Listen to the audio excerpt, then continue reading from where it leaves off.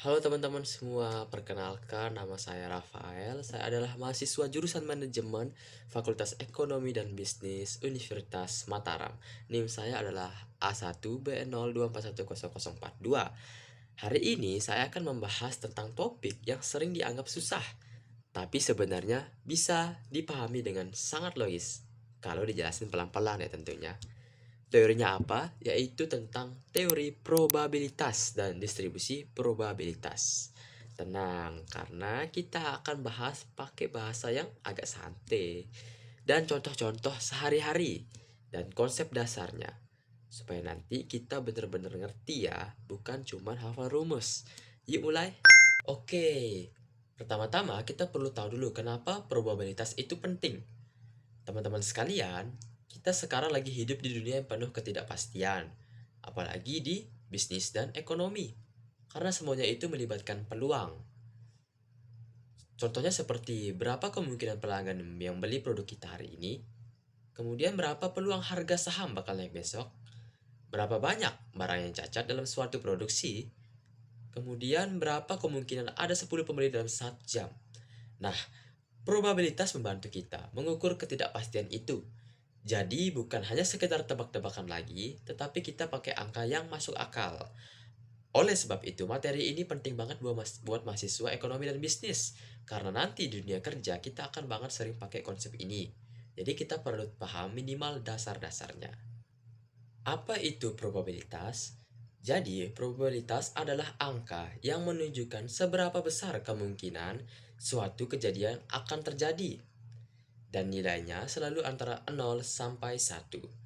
Jadi kalau 0 itu berarti mustahil, kalau 1 berarti itu pasti akan terjadi, dan kalau 0,5 berarti peluangnya adalah 50-50 atau 50-50. Contoh paling simpelnya adalah ketika kita melempar koin, jadi ada dua kemungkinan yang sama besar peluang munculnya, yaitu sisi kepala dan sisi ekor. Oleh sebab itu disebutkan sebagai 50-50. Kemudian ada contoh yang mudah kita pahami dan sering kita alami. Yang pertama adalah kemungkinan hujan hari ini. Jadi kita tidak tahu akan jadi hujan atau tidak. Walaupun mendung belum tentu hujan. Dan walaupun cerah belum tentu tidak hujan. Kemudian paket kita akan datang hari ini. Jadi mungkin informasinya akan datang hari ini tapi mungkin bisa jadi tidak. Dan kemungkinan listrik mati saat ujian online. Jadi kita tidak tahu akan mati atau tidak. Dan semua itu bisa dipikirkan sebagai probabilitas. Jadi itu adalah definisi singkat dari probabilitas. Kemudian kita perlu tahu sifat dasar probabilitas. Yang pertama yaitu total semua probabilitas adalah 1. Jadi semisal peluang muncul kepala plus peluang muncul ekor adalah 1. Jadi 0,5 tambah 0,5 sama dengan 1. Kemudian probabilitas komplementer. Kalau peluang hujan sama dengan 0,3, maka peluang tidak hujan sama dengan 1. Dikurang 0,3 sama dengan 0,7. Ini logis kan? Karena cuma ada dua kemungkinan. Kemudian sifat yang ketiga, probabilitas bersyarat. Ini artinya peluang sebuah kejadian terjadi jika kejadian yang lain itu sudah terjadi. Contohnya yaitu ketika peluang seseorang beli produk premium adalah jika dia sudah beli produk standar. Itu adalah ketiga sifat dari probabilitas. Lalu ada aturan dasar penjumlahan dan perkalian. Yang pertama, aturan penjumlahan pada probabilitas itu digunakan kalau dua kejadian tidak bisa terjadi bersamaan. Jadi PA atau B itu sama dengan PA ditambah PB.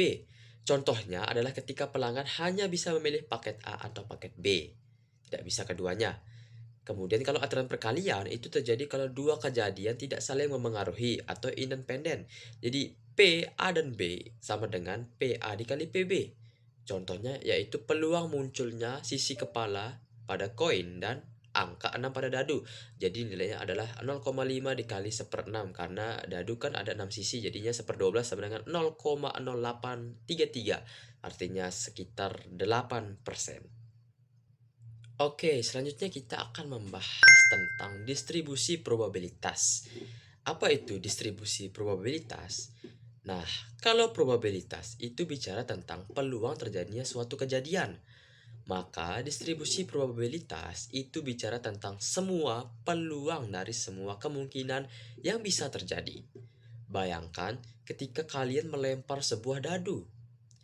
Dadu mempunyai 6 kemungkinan, yaitu sisi 1, sisi 2, sisi 3, sisi 4, sisi 5, dan sisi 6. Nah, distribusi probabilitas adalah daftar lengkap dari peluang keluar sisi satu itu berapa, peluang keluar sisi 2 berapa, dan seterusnya. Di mana setiap nilai mempunyai peluang masing-masing. Lalu, kenapa distribusi probabilitas itu penting? Karena begini, di dunia nyata tidak hanya bertanya tentang apakah kemungkinan A akan terjadi, tetapi akan bertanya kalau bisa terjadi banyak nilai, peluang tiap nilai itu berapa. Nah, contohnya di dalam bisnis adalah dalam 1 jam, berapa pelanggan yang akan datang. Kemudian, dari suatu berat produk, normalnya sekian gram, tetapi bisa naik, bisa turun sedikit. Kemudian, berapa banyak barang cacat dalam 100 barang. Semua data itu tidak hanya iya atau tidak, tetapi bervariasi.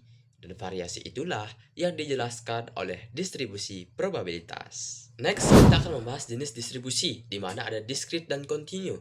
Supaya lebih gampang dipahami, teman-teman bayangin kalau distribusi itu punya 2 kategori besar. Yang pertama, distribusi discrete. Artinya, distribusi itu bisa dihitung satu per satu. Ciri-cirinya, nilainya berupa angka yang bisa kamu hitung. Kemudian, tidak ada nilai pecahan di antaranya. Contoh discrete, yaitu jumlah pelanggan, lalu jumlah barang rusak, jumlah klaim asuransi, jumlah pembeli hari ini. Intinya, kalau kamu bisa hitung pakai jari, berarti itu termasuk discrete. Nah, ada 2 distribusi discrete yang paling terkenal, yaitu binomial dan Poisson. Distribusi binomial itu dipakai ketika percobaannya berulang. Misalnya, teman-teman mencoba menjual 10 kali.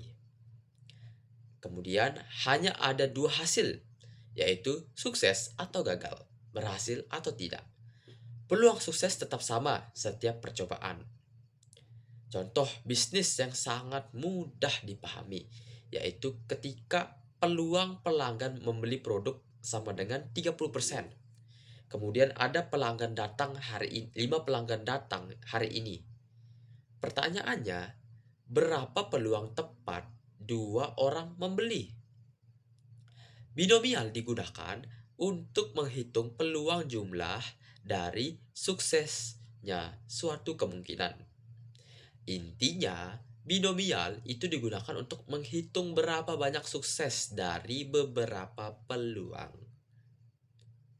Kemudian ada contoh lainnya. Semisal, peluang orang cacat adalah 5%. Kemudian, berapa peluang ada 2 barang cacat dari 20 barang? Kemudian, peluang klik iklan itu adalah 10%. Dan berapa peluang 3 orang klik dari 15 orang yang melihat? Nah, binomial sangat sering dipakai di marketing, produksi, dan evaluasi kinerja. Yang kedua ada distribusi Poisson, di mana ini sangat relevan di bisnis. Poisson dipakai untuk menghitung jumlah kejadian dalam suatu waktu atau wilayah. Nah, Poisson ini cocok digunakan untuk jumlah telepon masuk per jam. Kemudian cocok untuk menghitung jumlah pelanggan per menit, menghitung jumlah komplain per hari, menghitung jumlah transaksi per detik. Di mana ciri khas dari Poisson ini adalah kejadiannya jarang atau rare event. Kemudian terjadi secara acak dan tidak saling bergantung. Seperti yang dibilang tadi, independen. Contoh nyatanya yaitu jika rata-rata restoran menerima 4 pelanggan per jam, Poisson membantu menghitung peluang, yaitu dapat 2 pelanggan atau dapat 5 pelanggan, atau bahkan tidak dapat pelanggan sama sekali. Nah, ini sangat berguna untuk menentukan jumlah kasir kita, kemudian membantu kita menentukan staff piket, dan menentukan jam operasional yang efektif. Nah, itu adalah bagian-bagian dari distribusi discrete. Kemudian kita masuk ke bagian yang kedua, yaitu distribusi continue, di mana distribusi ini berbentuk rentang dan tidak bisa dihitung satu-satu. Kalau discrete itu adalah angka-angka yang terpisah, sedangkan continue itu ibarat garis tidak terputus. Contoh dari continue yang paling sering kita temui yaitu tinggi badan, kemudian berat barang, waktu pelayanan, suhu, dan pendapatan. Karena bisa punya nilai desimal tidak terbatas. Continue itu tidak bisa dipetakan satu persatu karena itu digunakan kurva untuk menggambarkan probabilitasnya. Distribusi yang paling terkenal untuk data continue adalah distribusi normal. Nah, distribusi normal atau kurva lonceng, pasti teman-teman pernah lihat grafik yang seperti bukit atau lonceng. Ya, itu adalah kurva distribusi normal. Disebut normal karena banyak fenomena dunia nyata mengikuti pola ini. Data cenderung menumpuk di sekitar rata-rata, dan nilai ekstrim sangat jarang. Contoh fenomena yang biasanya normal yaitu tinggi badan manusia, nilai ujian, berat produk pabrik, waktu pelayanan kasir, dan error prediksi ekonomi. Bagaimana dengan ciri-cirinya? Ciri-cirinya itu dia bersifat simetris. Kemudian bagian tengah paling tinggi karena banyak kejadian ada di area ini. Kemudian dia menurun ke kanan dan ke kiri. Normal itu hanya punya dua parameter penting yaitu mean yang berada di posisi tengah kurva dan standar deviasi sebaran atau lebar kurva. Kalau sigma-nya kecil berarti itu datanya rapat, kurva sempit dan tinggi. Kalau sigma-nya besar berarti data menyebar dan kurva lebih landai dan melebar. Nah, perlu teman-teman ketahui ada beberapa alasan mengapa distribusi normal itu penting dalam bisnis. Karena banyak data nyata itu mendekati normal, kemudian mudah dihitung, mudah divisualkan juga, dan dipakai untuk menentukan batas kualitas, kemudian juga dipakai untuk prediksi permintaan. Juga bisa dipakai untuk analisis risiko. Dengan distribusi normal, kita bisa menjawab pertanyaan, berapa peluang permintaan besok lebih besar dari 40 unit?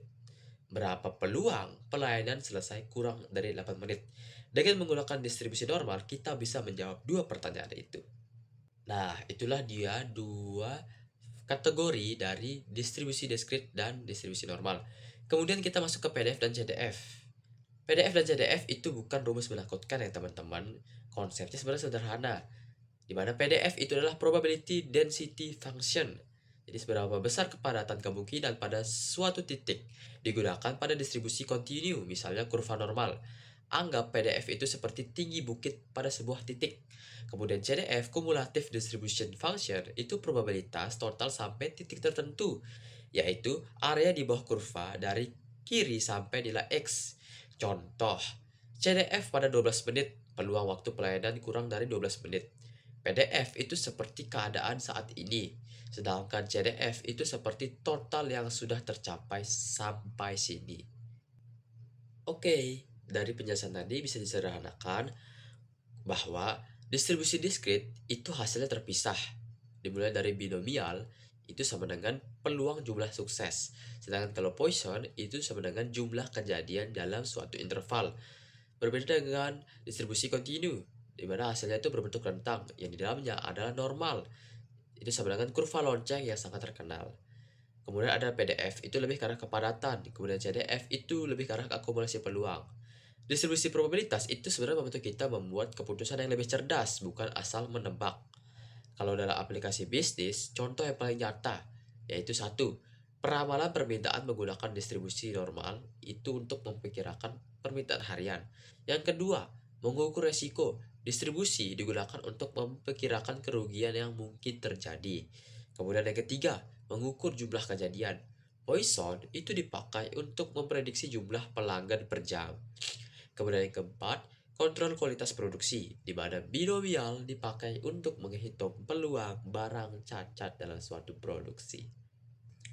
Nah, itulah dia penjelasan mengenai distribusi probabilitas. Nah, teman-teman semua, dari tadi kita udah belajar banyak hal nih, tapi semuanya sebenarnya bisa disimpulkan ke beberapa poin utama. Yang pertama, probabilitas itu sebenarnya membantu kita memahami peluang sebuah peristiwa. Yang kedua, ada aturan dasar seperti komplementer, penjumlahan, dan perkalian. Yang ketiga, distribusi probabilitas itu membantu kita melihat gambaran lengkap peluang seluruh nilai yang mungkin. Yang keempat, discrete itu terdapat binomial dan Poisson. Yang kelima, continue itu terdapat normal. Dan yang keenam yaitu konsep PDF dan CDF. Nah, ini membantu kita memahami peluang dalam bentuk grafik. Semua ini berguna dalam analisis bisnis, prediksi, perencanaan, dan pengambilan keputusan. Oke teman-teman semua, mungkin cuma itu yang bisa sampaikan. Terima kasih sudah menonton. Semoga penjelasan yang sederhana ini bisa membuat teman-teman menjadi lebih paham tentang probabilitas dan distribusi probabilitas. Sekian dari saya. Terima kasih.